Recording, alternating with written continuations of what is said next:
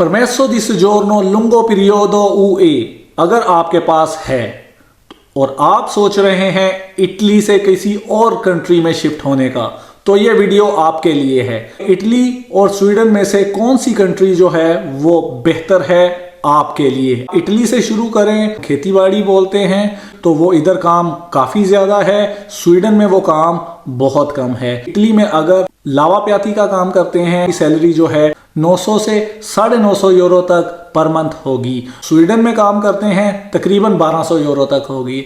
और अगर आप शेफ हैं इटली में, स्वीडन में शेफ की सैलरी जो है 1850 तक होती है। और अगर आपके पास ट्रक का लाइसेंस है, यही काम स्वीडन में करते हैं। स्वीडन में जब शिफ्ट होते हैं 5 साल का कार्ड देते हैं। यूरोप में और कोई कंट्री नहीं देगी कि आप जो भी काम करेंगे वो लीगली करेंगे। 5 साल का कार्ड, पहला कार्ड जो आपको मिला था, लीगली काम किया होगा तो आप पासपोर्ट अप्लाई कर सकते हैं। परमेसो दी सोजोर्नो लुंगो पीरियोडो UE अगर आपके पास है और आप सोच रहे हैं इटली से किसी और कंट्री में शिफ्ट होने का, तो ये वीडियो आपके लिए है।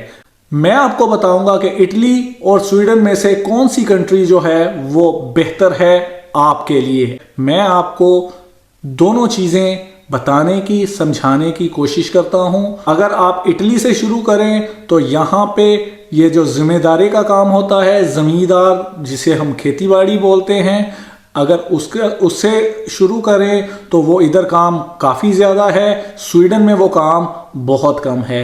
यहाँ पे आपको 3.5 यूरो पर आवर से लेके 7 यूरो पर आवर तक मिलेंगे।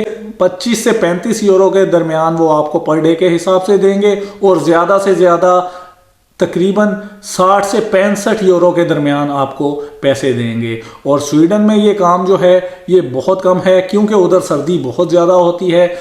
उसके बाद रेस्टोरेंट्स वगैरह हैं। रेस्टोरेंट में इटली में अगर लावा प्याती का काम करते हैं, मींस अगर आप बर्तन धोने का किसी रेस्टोरेंट में काम करते हैं, तो आपकी सैलरी जो है 900 से 950 यूरो तक पर मंथ होगी। और यही सैलरी आप अगर स्वीडन में काम करते हैं तकरीबन 1200 यूरो तक होगी। और उसके बाद अगर आप शेफ़ के हेल्पर हैं, जैसे एक शेफ़ होता है उसकी हेल्पिंग आप कर रहे हैं, आपको थोड़ा बहुत काम आता है, तो इटली में आप तकरीबन 1000-1100 तक बना सकते हैं। और स्वीडन में आप यही जो है आपके 200 यूरो मज़ीद बढ़ जाते हैं, तकरीबन आप 1400 यूरो तक बना सकते हैं महीने का।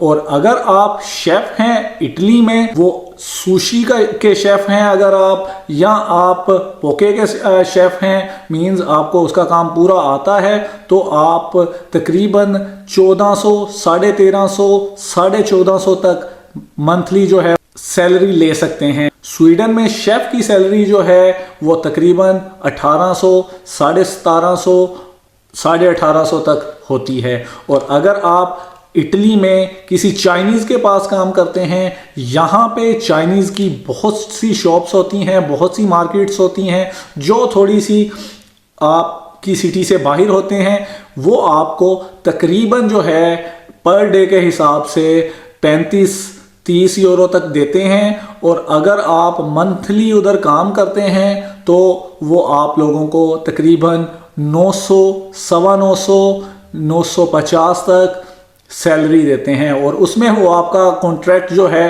वो सिर्फ 4 घंटे का करते हैं, इससे ज़्यादा वो आपका कॉन्ट्रैक्ट नहीं करते। और यही काम अगर आप स्वीडन में चाइनीज़ के पास करेंगे तो तकरीबन आपकी सैलरी जो है 1300, 1350 के दरमियान होती है।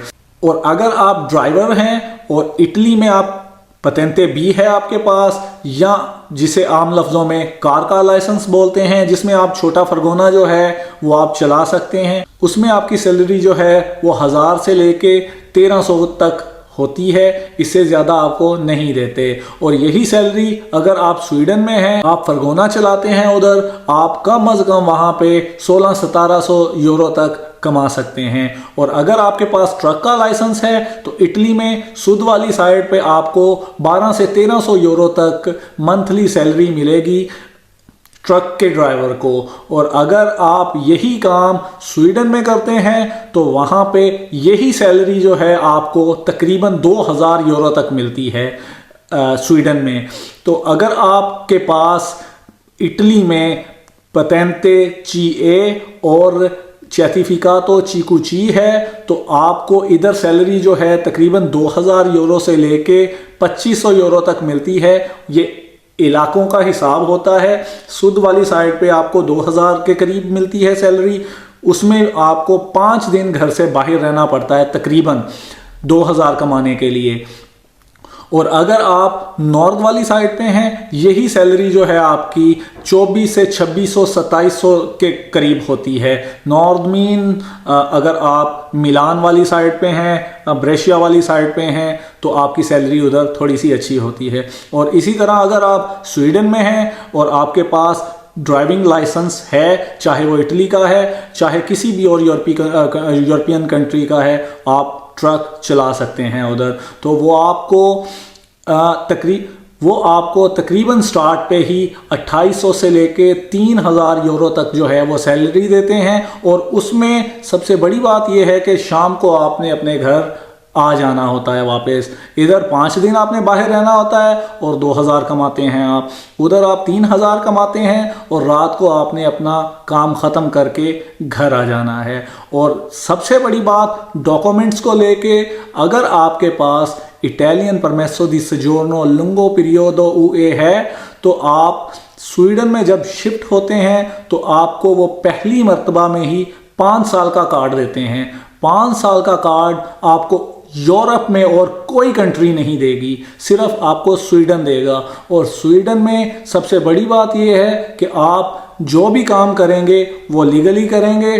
और दूसरी बड़ी बात यह है कि जब आपका कार्ड 5 साल का कार्ड, पहला कार्ड जो आपको मिला था, वो एक्सपायर होगा 5 साल बाद और आपने लीगली काम किया होगा, तो आप पासपोर्ट अप्लाई कर सकते हैं। ये बहुत बड़ी अपॉर्चुनिटी होती है कि आपको 5 साल के बाद यूरोपियन कंट्री का और स्वीडन जैसी कंट्री का कार्ड नहीं बल्कि पासपोर्ट मिल जाए। अगर पासपोर्ट आपको 5 साल में मिलता है तो इससे बेहतर कुछ नहीं है। इटली है या कोई और भी कंट्री है, वो आपको 5 साल में चित्तादिनांजा मीन्स कि आपको नेशनैलिटी नहीं देती, लेकिन आपको स्वीडन नेशनैलिटी देता है। सुनने में आया है कि वो भी अपने लॉज वगैरह जो हैं चेंज कर रहे हैं या कोशिश कर रहे हैं चेंज करने की। लेकिन अगर आप इटली में हैं और आपने अपना माइंड बना लिया है इटली से बाहर जाने का, तो आप स्वीडन जाएं।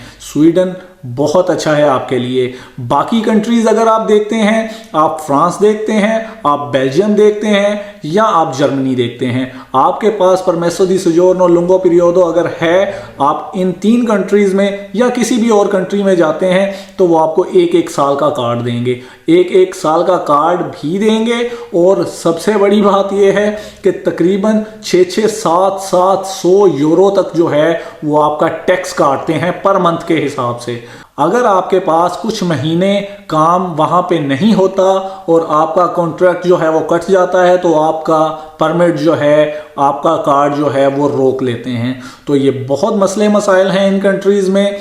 स्वीडन में ऐसे मसले मसाइल नहीं हैं। स्वीडन में आपको काम भी जल्दी मिल जाता है और पैसे कमाने की अपॉर्चुनिटीज़ भी अच्छी हैं उधर। मैंने कोशिश की ये वीडियो बनाने से पहले कि मैं अपने फ्रेंड से, चाहे वो जर्मनी में हैं, चाहे वो फ्रांस में हैं, चाहे वो स्वीडन में हैं या चाहे वो बेल्जियम में हैं, उनसे रब्ता करके उनसे मालूमात जो हैं थोड़ी सी इकट्ठी करूं ताकि मैं आप लोगों तक पहुंचाऊं। इटली में मैं हूं, बेल्जियम में घूमा हूं, जर्मनी भी मैं रहा हूं थोड़ी देर, तो मुझे इन 3 कंट्रीज़ का तो पता है। फ्रांस में अभी तक नहीं गया, लेकिन वहाँ मेरे बहुत अच्छे दोस्त हैं, मैंने उनसे मालूमात ली हैं, तो मुझे ये चीज़ें जो हैं वो पता चली हैं और मैंने आप तक पहुंचाने की कोशिश की है। तो अगर आपने सोचा है इटली से कहीं शिफ्ट होने का, तो स्वीडन आपके लिए बेहतरीन है। अगर आपके बच्चे हैं और वो स्कूल गोइंग एज में हैं, तो भी स्वीडन आपके लिए सबसे बेहतरीन इंतखाब है। दूसरी बड़ी बात यह है कि स्वीडन जो है वो आप ज़रूरी नहीं है कि स्वीडिश में ही बात करेंगे। सेकंड लैंग्वेज जो है उधर वो इंग्लिश है, और इंग्लिश मतलब थोड़ी बहुत जैसे भी समझाने के लिए, समझने के लिए इंसान बोल ही लेता है। तो मैं आपको प्रेफर करूँगा कि आप स्वीडन का इंतखाब करें, वो आपके लिए बेहतरीन रहेगा।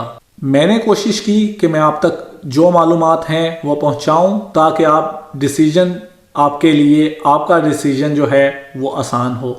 आपकी वीडियो देखने का बहुत शुक्रिया।